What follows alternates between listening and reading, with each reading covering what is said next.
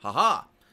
Okay, hello everyone, and welcome to my post-EA reactions and recap video for E3 2015. The EA press conference literally just completed, and I have to hurry because they went over their time. There was only supposed to be an hour to 15 or an hour to 20 minutes. They went an hour and 30 minutes, which surprised everyone, including the people covering the conferences, the major media. So I have to cover the entire conference quickly and get it done before Ubisoft starts in about 25 minutes. So very simply, here we go.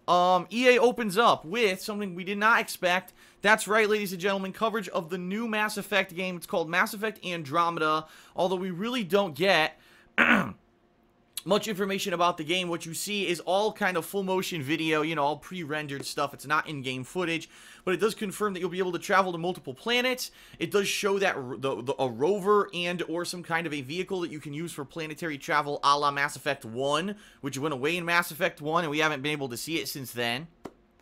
And then they basically said there was going to be a holiday 2016 release. So apparently we will be getting much more information regarding the Mass Effect, the new game coming out, in the next few months, I would think, right? You're going to definitely get lots and lots of information in the next few months for Mass Effect.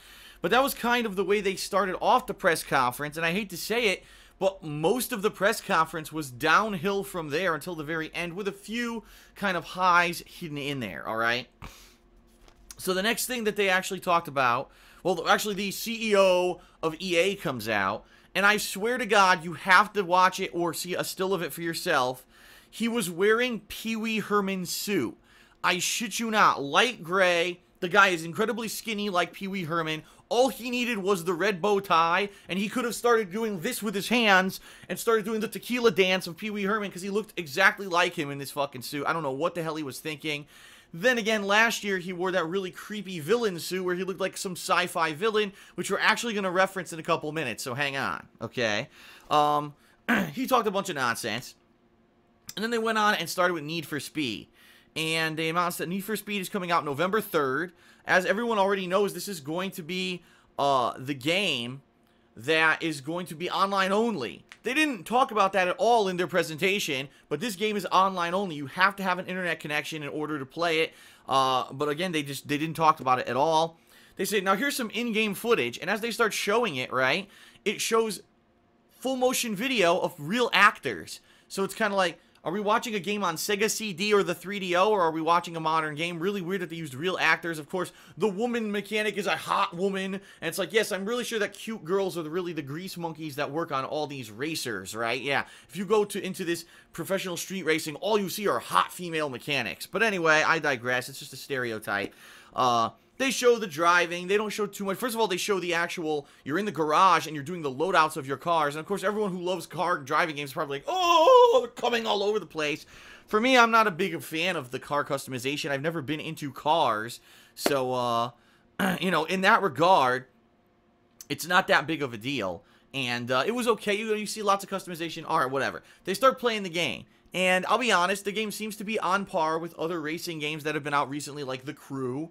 But did it blow me away? No. And it was weird because the car was like fishtailing. You're like, why is it doing that? And then, of course, they said, oh, this was the drifting challenge. Like, oh, well, it would have been nice if you knew it was a drifting challenge before you showed a minute of gameplay that was all drifting. But it was all right. Did it blow me away? No. There was nothing that was really making me any kind of like super interested in Need for Speed. They didn't explain a campaign. They didn't explain any of that stuff. But what they did do is play some of the worst music I think I've heard. It was like a unique mix of techno with some guys going over it. And I just basically wanted to take a cheese grater into my ear and just go to my eardrum because it was fucking garbage. And of course, that's probably what the whole soundtrack of Need for Speed will be because they think that's good music for some reason. Okay, then they moved on to Star Wars Knights of the Old Republic.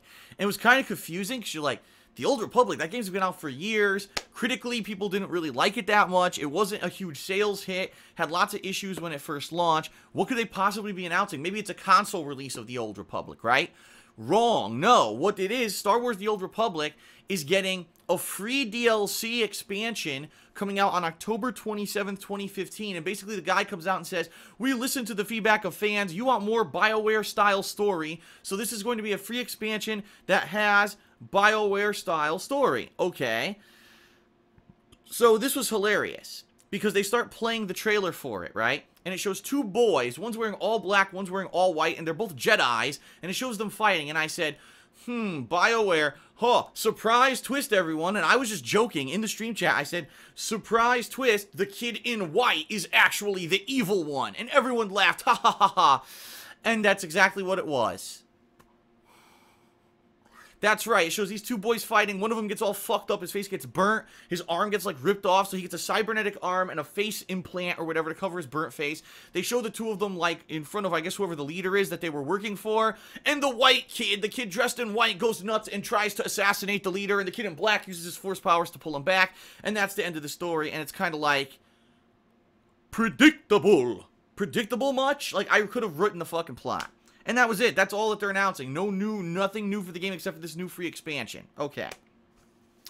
The next game, called Unravel. Something we never heard of before. Supposed to be a action platformer style game with more cutesy artistic mechanics. The main character is a little yarn guy made of red yarn who uses yarn to hang and swing off of ledges, to platform, to rappel down, to actually, in the actual gameplay of this thing was awesome. Like, it shows him hooking onto a fish, and he hooks the fish, the fish is pulling him across a lake as he's on like a platform or something.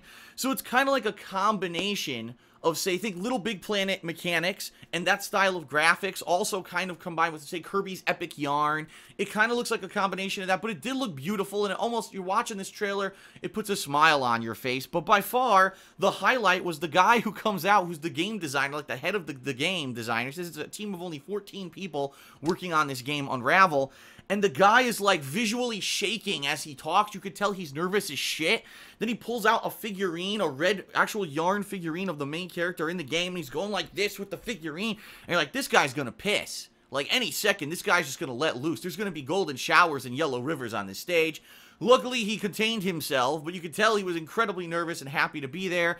And quite honestly, Unravel was one of the highlights of the conference for me, thinking this is a new game, looks solid, small dev team, could be like a really cute game that's cheap and also is really entertaining.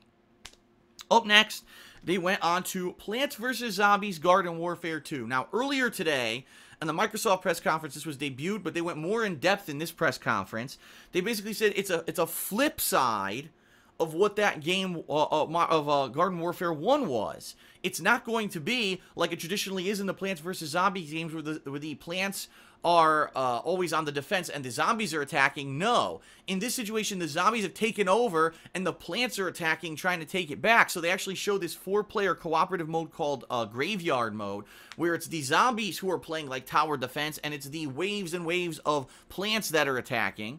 And in that regard, they show some new gameplay. They show some new modes. There's one guy that's supposed to be all melee based, which is hilarious. Here is like the super zombie hero who's melee based. Immediately he pulls out 2 guns and he's firing lasers, and it's like, okay, whatever you say.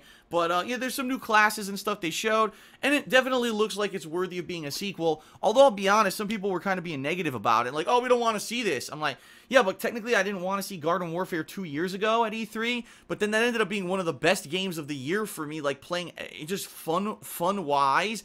That game was awesome, so I'm actually looking forward to Garden Warfare 2. What else?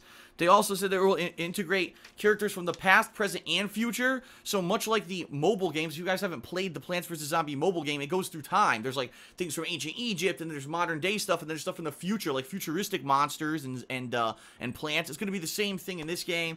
And then they also mentioned there will be single player, but it's not going to be a story. You're going to have the ability to play all the modes of the game in single player against computer-based AI, and also cooperatively with a friend of yours in couch co-op mode. And then they said it is coming out on PlayStation 4. So unlike unlike Garden Warfare 1, which came out as an Xbox One exclusive for a long time and then finally was released on PS4 after, in this case the game will actually be coming out on both Xbox One and PS4 supposedly simultaneously, and the release date is spring of 2016. Okay. Up next, NHL 16. And I'll be honest with you, I fell asleep, I didn't care. They never really talk about real improvements in these games. They talk about these little minor tweaks and glosses over. So I didn't care about that. Then they talk about how their PGA Tour game, which is golf, is no longer Tiger Woods. It's now Rory McIlroy. Big deal. That's coming out in July, right? They did mention that in all their sports games this year, they're going to have in-game training modes. So if you are not able to you know, learn the games at a competitive level because you don't have anyone to play against, or maybe this is the first game of the series you're jumping into, there will be in-game tutorials to explain the basics of the gameplay. Great. For someone like me, that'd be awesome because I don't play these games every year, but again, is that a selling point of the game? I don't know. I think what they're trying to say is if you haven't played these games before, try them now because they have an in-game training mode. NBA Live 16. The thing that they advertise is the facial scan feature, and they say, oh, you don't have to use your PS camera anymore, or, you know, the shitty Kinect. Now you can use your mobile phone to scan your face and it'll send it right to it. Gee, I wonder why they did that, considering the facial scan feature that I tried last year on EA games was a stinky piece of shit and didn't fucking work, right? Most of the games where I did the facial scan never came out properly. For the EA games, I ended up having to import, like, my picture over the website via using any kind of actual facial scan recognition. As you know, this shit doesn't work. So now they're using mobile phones to do it. Although it's hilarious, they have this guy, he gets up on stage, his name is the Hoop God. I don't know who the fuck this guy is. Apparently he's known for NBA Live or the NBA games that EA makes or something. They even put his Twitter on the screen. So he gets up, oh, yo, dog, I'm gonna scan my face, yo. And he scans his fucking face. He goes, oh, look, it looks just like me. And it's like, no. You could tell he didn't do that live. You could tell that the scan was done weeks ahead of time. And then they admit it. They admit, oh, yeah, we scanned his face weeks ahead of time, so here he is in the game and how he looks. It's like, so you didn't use what you just said everyone's going to use. It was really just a waste of fucking time. It really was. It was really stupid. And I have to say this. I really have to say this. The guy who was presenting NBA Live 16, he's white, and he kept saying, up your swag. And he said it about 10 times. I wanted to fucking vomit. It was the most ingenuous, like, fake fucking thing I've ever seen in my life. Alright. So then a woman comes out, and she goes, it's talk about mobile. And at this point, you literally just went through Need for Speed, Star Wars The Old Republic, Unravel was okay, Garden Warfare 2 was okay, right? NHL, golf, NBA, people are like, when the fuck are you going to put, like, good games out here that we can see? Let's talk about mobile. And everyone on the internet in the crowd said, motherfucker, this is shit. Everyone was making memes on the internet about what the worst time to fucking even do that shit, right? So this woman comes out, let's talk about mobile, and this is a good time for me to switch over to my other template. I got 2 of them, so I might as well do it. Because if you see in the bottom right-hand corner here, yeah, they actually took a big chunk of their press conference to talk about Minions Paradise. Wow, it's a mobile game. And I'm sorry, but they show a minion, and his name is Phil. Of course, everyone's making jokes. Phil, you ruined everything, Phil, because this minion apparently doesn't do anything right and ruins everything. So your job is to try to appease your other buddy minions because you pissed them all off doing silly, kind of almost comedy pratfall, Calamity Jane style stuff. And you're watching it, you're like, yeah, this is something cool I might play for 5 minutes, but why the fuck is this at E3? Because E3 is supposed to be the show of all of your major games that people are going to invest tons of money into in the next year. Not the kid who's going to get Minions Paradise and play it and ask mommy for their credit card to sink $20 a day into. And the bottom line is, yes, mobile games are a huge franchise. We know that. Mobile games are more profitable than ever. But the people who watch E3 are not the people who are going to spend $100 a day on a mobile game. Right? That's the point, is that you're advertising to the wrong audience. And we're going to get back to that in a little bit. So they show this and everyone's like, come on, man. Get to something else. So finally that ends, right? And then they go to FIFA. Now, admittedly, FIFA is the biggest game EA sells. If you look at sales numbers, FIFA, year in, year out, FIFA.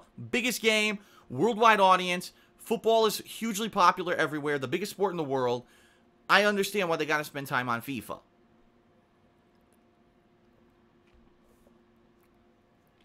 But I have to say this, all right? I have to say this. I'm sorry, but I have to say it. They bring out Pele, who is arguably one of, if not the best overall football player of all time. He was incredibly popular 30 years ago, okay? They bring him out on stage. Now, if you're a football fan, you're probably like, this is awesome. They're going to have Pele. That's a real homage to true football. But if you're a gamer, you're saying, why?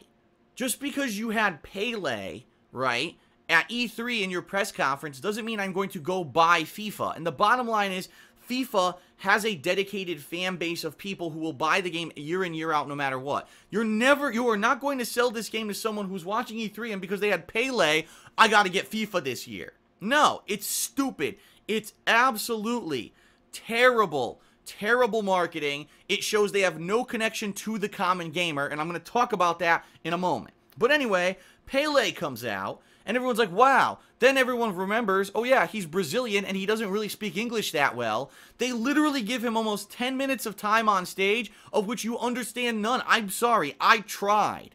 I tried to understand what he was saying.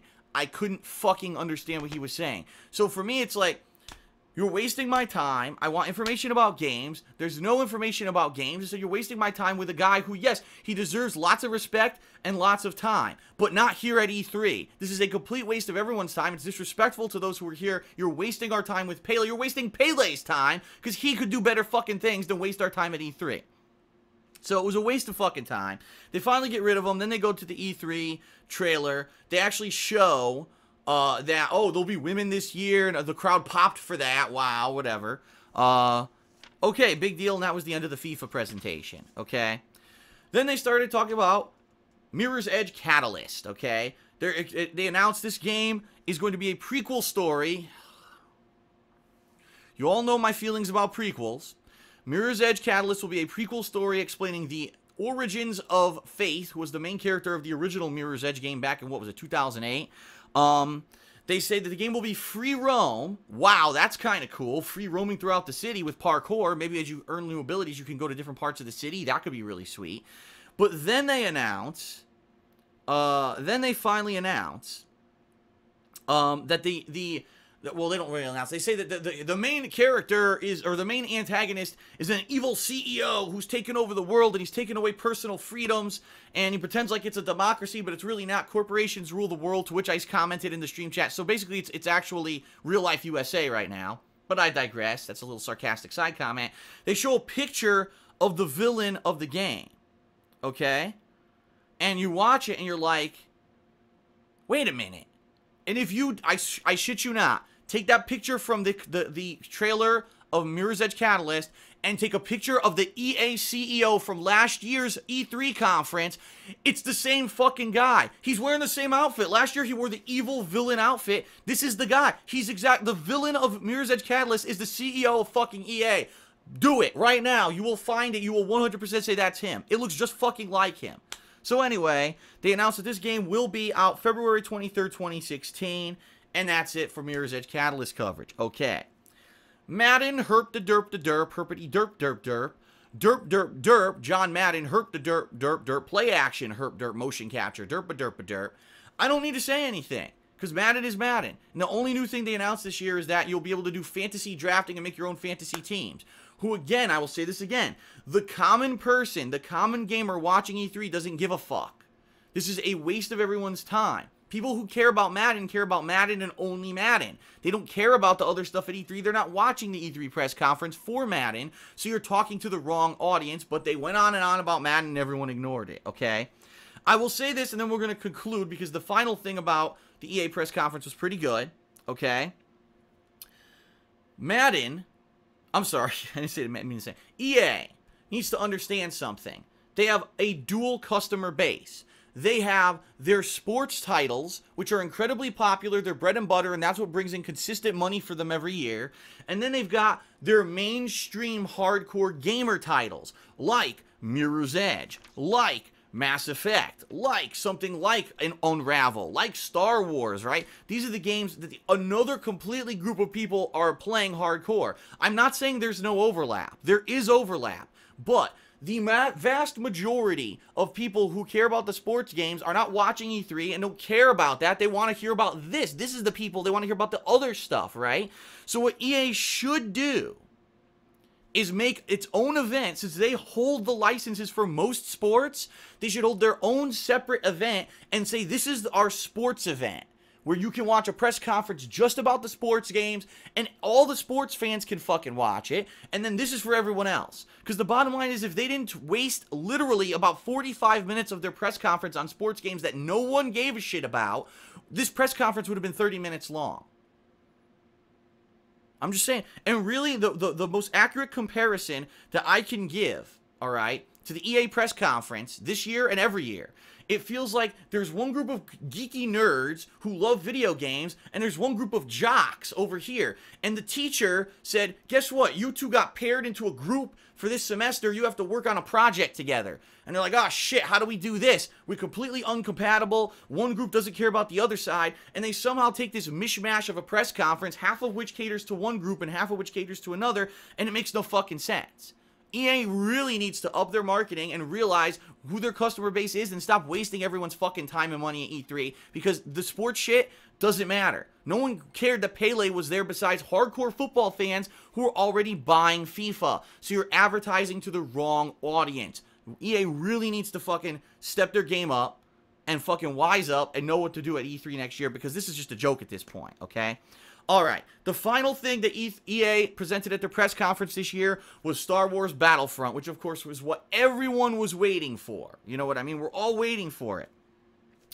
And they say that we spent painstaking amount of time to accurately recreate all of the things that are in Star Wars. We went to Lucasfilm Studios and we saw the props and we did all this stuff. Okay.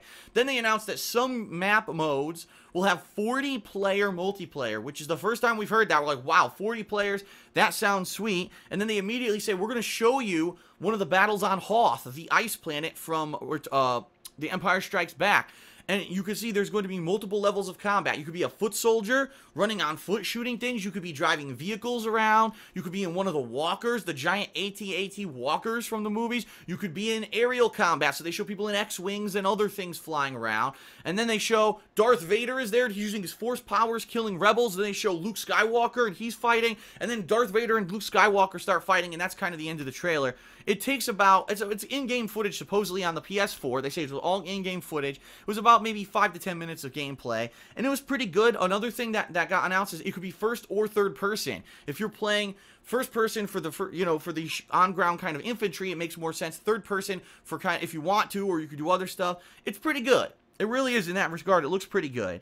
Another thing that I noticed that a lot of people may not have noticed, there was no regenerative health that I noticed. When you got shot, your health didn't regenerate. You had a health bar, and that was it. You have a limited amount of health. Maybe there's health power-ups and stuff when you get kills, but you were not respawning your health. It was not coming back. It was limited, and then that was it.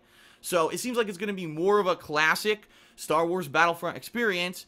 Of course, there was really no an actual mention about, gee, how many of these hero characters and villain characters can you control? How many maps will have? None of that was discussed. They just showed the Hoth gameplay. I think if you see the actual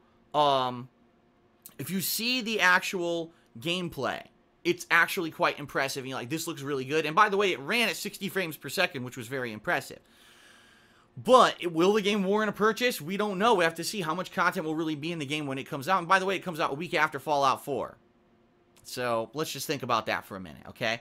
And that was it. That was it for the EA press conference. So mostly sports, a few, glimmers of good stuff here and there with a new Mass Effect game, with Star Wars Battlefront, with that Unraveled game, Mirror's Edge coming out early next year. So it was a kind of a combination of good and bad. Overall, I don't really think they sucked, and I also don't think they were great. I just think that it should be 2 press conferences. EA, stop wasting everyone's time. No one is watching E3 for sports. Just fucking face it. Your sports games are great. Do your own sports thing over here. The jocks and the sports fans can attend, and then everyone else can watch your other stuff and do a 30-minute press conference, which is what it deserved, not an hour and a half where you went overtime for fucking bullshit with Pele and everyone else that didn't need to be there.